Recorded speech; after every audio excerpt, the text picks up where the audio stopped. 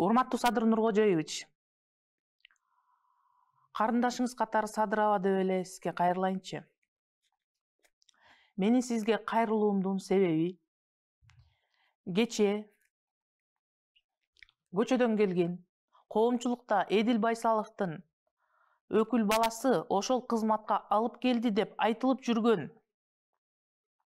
Маданият жана маалымат министринин орун басары Марат Тагаевдин Facebook баракчасы аркылуу мени каралаган билдирүүсү себеп болуп жатат.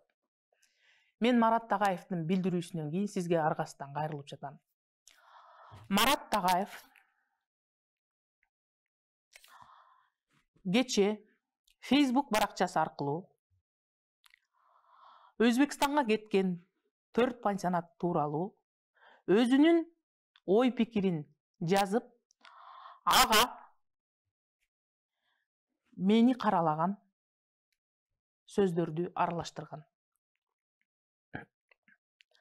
Окуп берейин.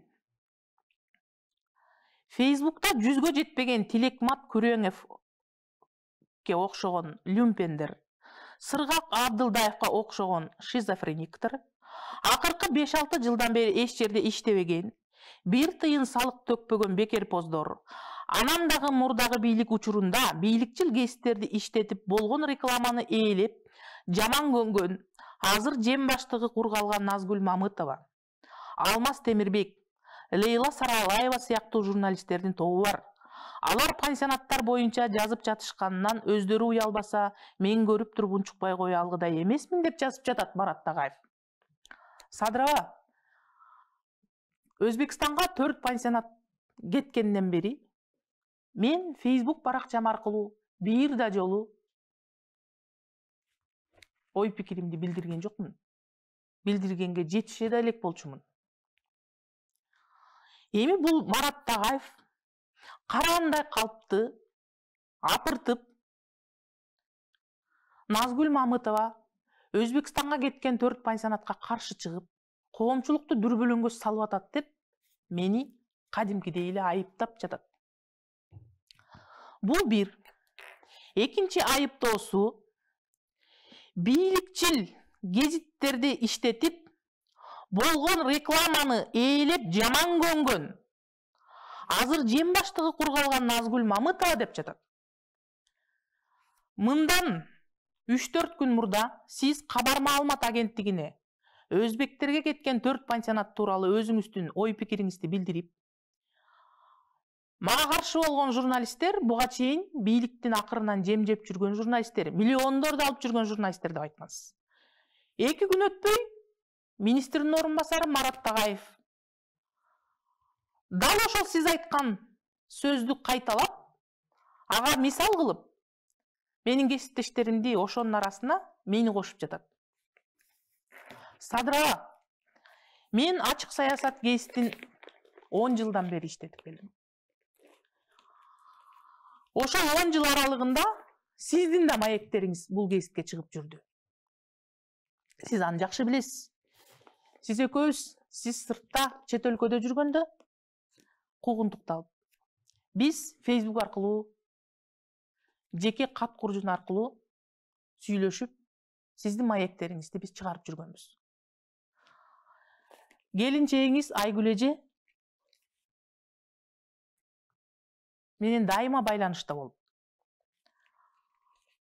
Айгүл эже редакцияга келип, ушу сиздин эркиндигиңиз үчүн, сиздин акталышыңыз үчүн көп сөздөр болчу. Эгерде мен ошол сизге чейинки бийликтер менен иштешип, ошолордун рекламаларын, миллиондорун алып, мен гезитиме чыгарып жүргөн болсом, анда мен сиздин маектериңизди, сиздин билдирүүлөрүңүздү мен кантип анда ачык саясат гезитине жазып чыгарып жаттым? Алмазбек Атамбаевдин командасында мен. Алмазбек Атамбаев президенттик мөөнөтү аяктагандан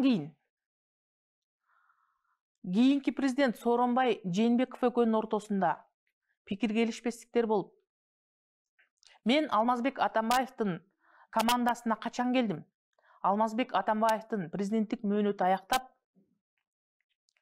кийинки президент Сооронбай Жээнбеков экөөнүн ортосундагы мамиле бузулгандан кийин мен Алмазбек Шаршеновичтин командасына кошулуп, СДПК партиясына мүчө болгом. Ага чейин мен Алмазбек Атамбаев бийликте турганда анын бийлигине каршы көптөгөн сын пикирлерди мен ачык саясат аркылуу билдирип тургам. Эгерде калп десеңиздер, ачык саясат гезитинин архиви менде толук бойдон бар. Андан кийинки бийлик Сооронбай Жээнбековдун бийлигине билесиздер, мен эң көп сын айткан, курч сын айткан журналисттердин катарында мен болгон. Анан мен кайсы бийлик менен иштешип, мен миллиондорду алып жүргөнүмдү Марат Тагаев далилдеп бериши керек. 10 жыл аралыгында бийликти колдогон ишканалардын рекламаларын чыгарып миллиондорду алып жүргөнүм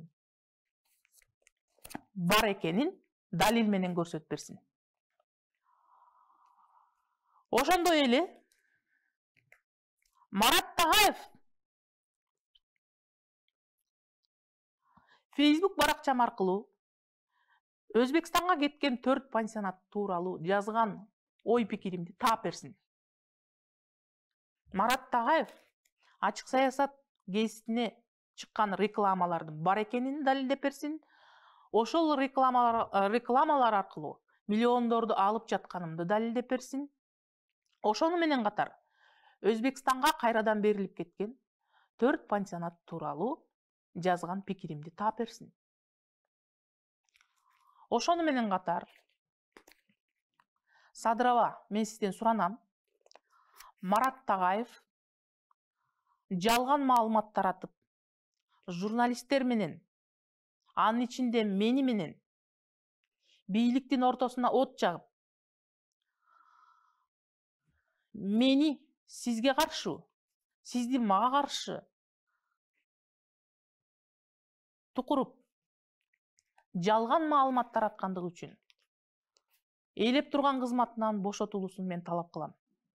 Эгерде Марат Тагаевка карата кандайдыр бир чара көрүлүп, кызматынан алынбаса, анда мен өзүмдүн укугумду мыйзамдуу түрдө коргоого аракет кылам. Тагыраак айтканда, улуттук коопсуздук кызматынын башчысы урматтуу Камчыбек Кыдыршаевичке официалдуу түрдө арыз менен кайрылам. Арызда Марат Тагаевдин жалган жалаан айтып, мени каралаганы боюнча